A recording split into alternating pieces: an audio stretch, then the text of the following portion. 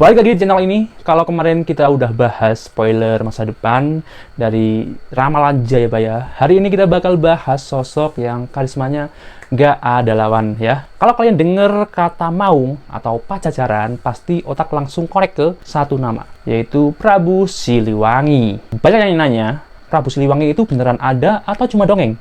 Kenapa dia identik sama macan? Dan bener nggak sih dia menghilang karena nggak mau pindah agama? Dan hari ini kita bedah tuntas riwayat hidup beliau dari lahir masa jaya sampai misteri ngahyangnya atau moksanya. Jadi, siapin kopi dan camilan duduk yang enak dan jangan lupa klik tombol subscribe dan nyalakan notifnya agar kamu nggak ketinggalan cerita menarik lainnya.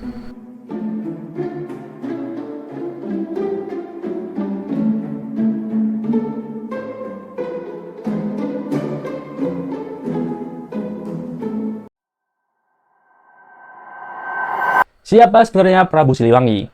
Pertama, kita lurusin dulu ya. Siliwangi itu sebenarnya bukan nama asli, tapi sebuah gelar. Ya, nama aslinya adalah Jaya Dewata, putra dari Prabu Dewa Niskala. Kenapa dipanggil Siliwangi? Nah, secara bahasa, silih itu artinya pengganti, sulih sesulih, dan wangi itu artinya harum. Jadi, dia adalah pengganti yang membawa nama harum. Dia dianggap sebagai penerus kakeknya, Prabu Wangi, yang gugur di Perang Bubat. Saat itu, Perang Bubat adalah perang yang melawan Gajah Mada. Pas masa muda Jaya Dewata ini, orangnya memang udah build different dari kecil. Dia pemberani, pinter, dan punya taktik diplomasi yang oke banget. Dia dapat tahta lewat jalur prestasi dan penyatuan dua kerajaan besar, Galuh dan Sunda. Pas dia naik tahta tahun 1482, disitulah kerajaan Pajajaran resmi berdiri dengan ibu kota di Pakuan. Ya, kalau Pakuan, kalau sekarang namanya Bogor lah. Nah, momen pelantikan ini yang sampai sekarang jadi peringatan hari jadi kota Bogor. Ya, kalau kalian orang Bogor, harusnya sih tahu ini ya. Sejarah yang turun-temurun dan abadi di benak masyarakat, khususnya Sunda.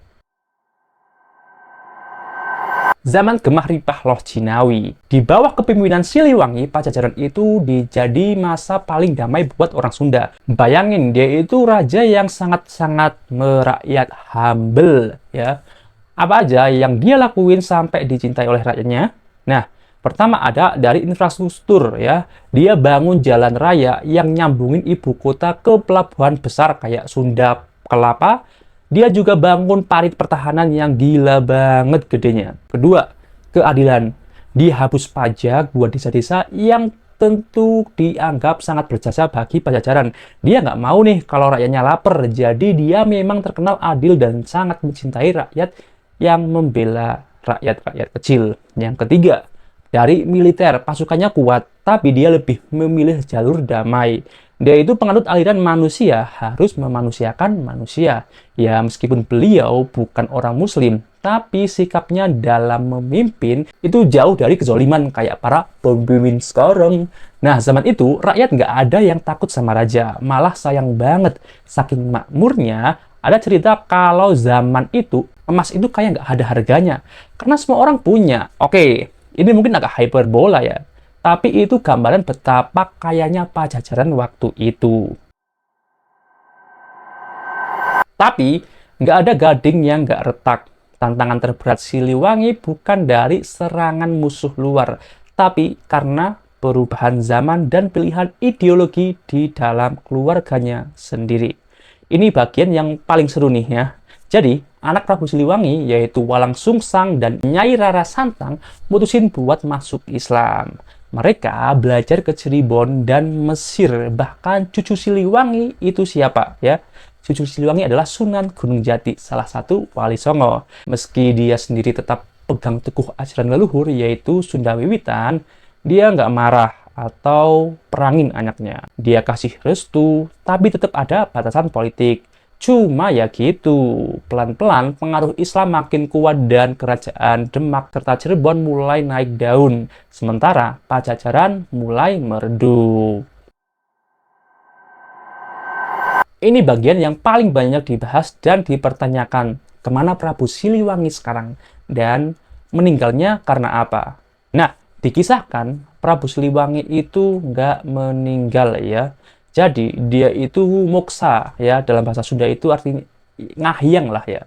Cerita rakyat bilang pas Pajajaran makin terdesak oleh pasukan-pasukan Islam yang dipimpin oleh cucunya sendiri, Prabu Siliwangi nggak mau perang saudara terjadi. Jadi dia nggak mau tumpah darah itu terjadi ya, karena saking memilih damainya. Akhirnya dia bareng dengan pengikut setianya pergi ke hutan belantara di daerah Leweng Sancang. Konon sebelum menghilang dia ngasih uga Siliwangi atau pesan terakhir. Dia bilang, siapa yang mau ikut aku silakan. Kalau yang nggak mau, yang mau ikut cucuku ya pindah agama, silakan. Yang mau tetap di cara lama, silakan. Nah, kebebasan berideologi dengan legawa banget kan dulu. Nggak ada unsur paksaan sama sekali. Lakum dinukum waliyadin. Nah, terus katanya mereka ngahyang begitu aja atau menghilang ke alam gaib. Dan pengikutnya yang setia berubah menjadi wujud seekor macan atau harimau. Nah, buat terus jagain tanah Sunda. Itulah kenapa simbol Siliwangi itu macan. Dan kenapa rakyat Sunda ngerasa maung itu bukan sekedar hewan, tetapi simbol dari kehormatan. Terus, apa yang tersisa dari sang raja legendaris ini?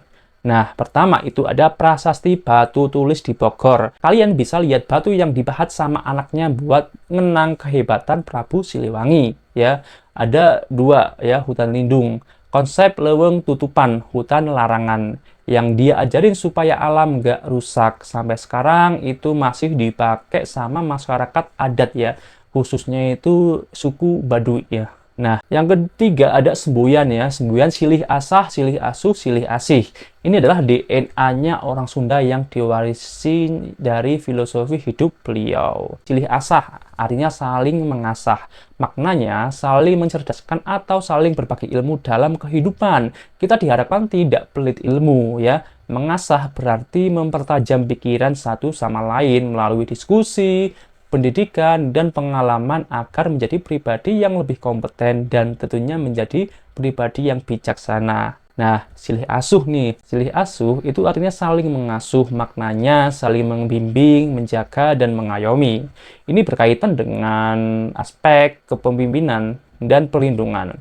Yang lebih tua membimbing yang muda, yang kuat melindungi yang lemah, dan saling mengingatkan jika ada yang melakukan kesalahan, agar tetap berada di jalan yang benar. Silih asih saling mengasihi, saling menyayangi, dan mengasihi dengan tulus. Ini adalah landasan emosional hubungan antar manusia, harus didasari oleh rasa empati dan kasih sayang, tanpa memandang perbedaan loh. Nah, sehingga tercipta kedamaian dan kerukunan. Yang berikutnya ada dari nama Kodam.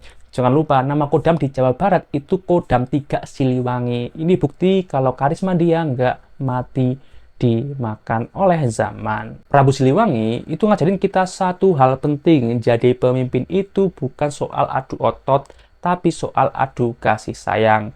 Dia memilih menghilang daripada harus membunuh darah dagingnya sendiri demi kekuasaan. Nah, sebuah class act dari seorang raja besar.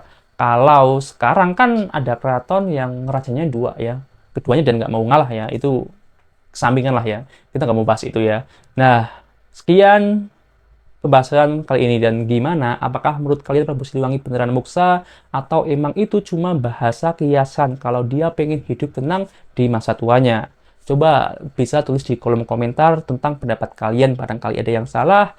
Saya mohon maaf sebesar-besarnya, bisa dikoreksi di kolom komentar. Makasih yang udah dengerin cerita panjang ini. Jika ada salah dalam penyampaiannya, mohon maaf yang sebesar-besarnya. Jangan lupa klik tombol jempolnya, subscribe kalau kalian suka konten sejarah kayak gini. Next kita bahas apa lagi nih ya? Bisa tulis di kolom komentar ya. Terima kasih. Peace out.